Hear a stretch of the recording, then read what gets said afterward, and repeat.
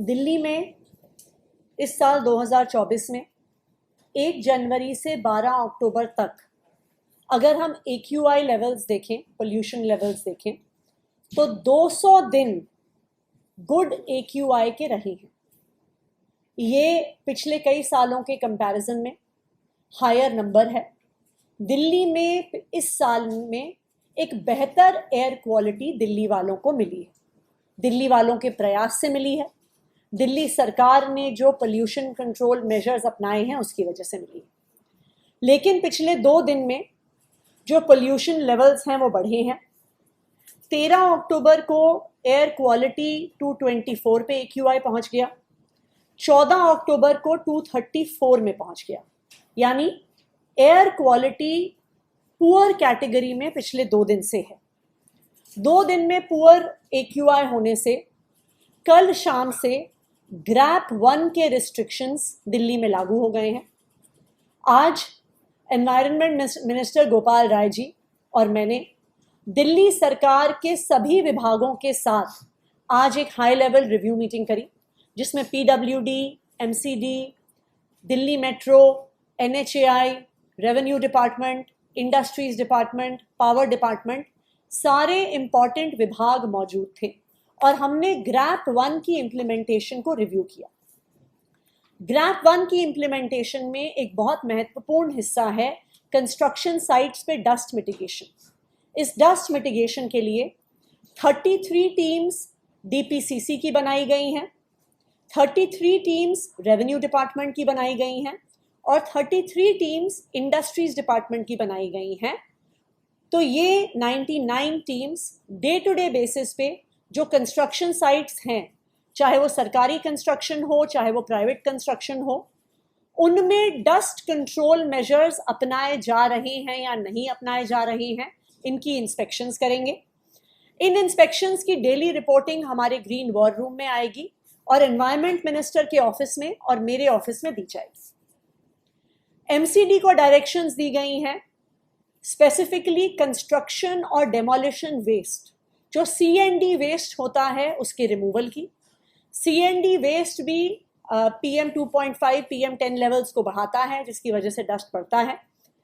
MCD द्वारा CND waste को हटाने के लिए 79 टीम्स हैं जो दिन में काम करेंगी, उसके अलावा 75 टीम्स हैं जो रात को काम करेंगी कंस्ट्रक्शन एंड डेमोलिशन वेस्ट को हटाने के लिए।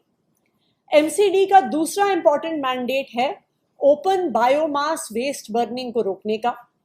उसको रोकने के लिए 116 टीम्स को दिन में डिप्लॉय किया जाएगा, 116 टीम्स को रात को डिप्लॉय किया जाएगा कि किसी भी प्रकार की open biomass burning, waste burning ना की जाए।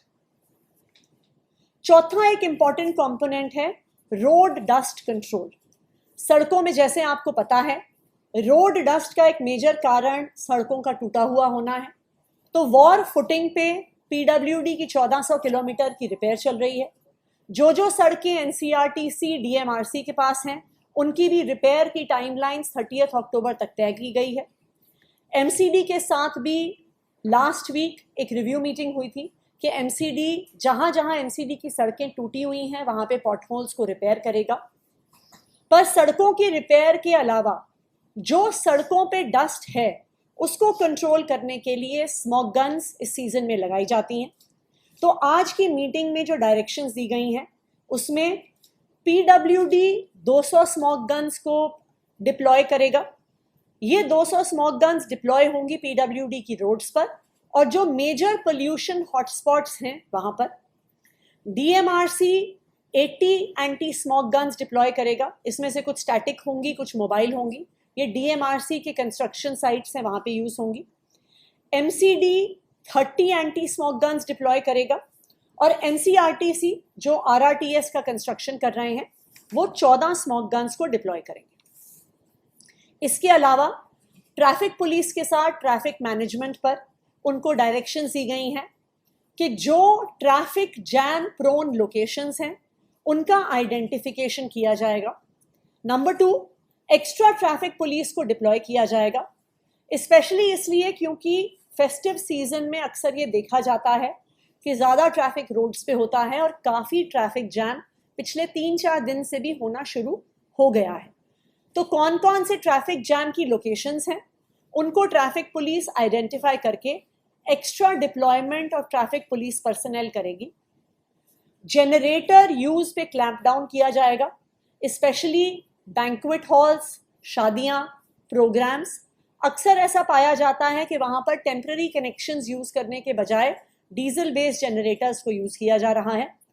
डीजल बेस्ड जनरेटर्स को शिफ्ट करने के लिए एज इट इज़ हमारी मुहिम पिछले 1 साल से चल रही है, लेकिन राइजिंग पोल्यूशन के इस समय में कहीं पर भी डीजल बेस्ड जनरेटर्स यूज़ ना हो, उसके लिए पावर डिपार्टमेंट भी अपनी टीम्स लगाएगा।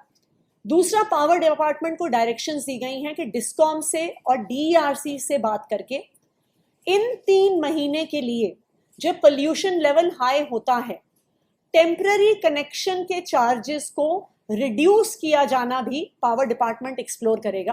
Because one of the reasons Y generators को लोग यूज़ करते हैं क्योंकि टेम्पररी कनेक्शन ज़्यादा महंगे होते हैं डीजल बेस्ड जनरेटर्स से।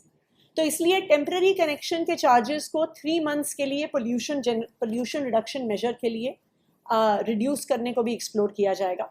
एंड लास्टली, एक अवेयरनेस ड्राइव चलाई जाएगी जिसमें हम पब्लिक से अपील करेंगे कि वो ज़्यादा से ज़्यादा कार पूल का उपयोग करें। हम पब्लिक से अपील करेंगे कि आने वाली दिवाली पर पटाखे ना यूज़ किए जाएं, पटाखे ना चलाए जाएं। हम पब्लिक से अपील करेंगे और RWA से भी अपील करेंगे कि जो सिक्योरिटी गार्ड्स उनके एरिया में हैं, उनको इलेक्ट्रिक हीटर्स प्रोवाइड किए जाएं कि किसी भी प्रकार की लकड़ी की बर्निंग वहाँ पे नहीं की जाए। दिल्ली सरकार पोल्यूशन को कंट्रोल करने के लिए प्रतिबद्ध है। जहाँ जहाँ पर भी टीम्स की डिप्लॉयमेंट है, चालान्स करने की आवश्यकता है, वो की जाएगी। लेकिन मेरी दिल्ली के लोगों से भी अपील है, देखिए पोल्यूशन सिर्फ सरकार नहीं रोक सकती है। जब तक दिल्ली के लोग साथ नहीं आते हैं, तब तक हम दिल्ली में ये बढ़ता हुआ पोल्यूशन कंट्रोल नहीं कर पाएंगे। हमसे जुड़े रहने के लिए हमारे YouTube चैनल को सब्सक्राइब करें और नई वीडियो की नोटिफिकेशन के लिए बेल आइकॉन को दबाएं।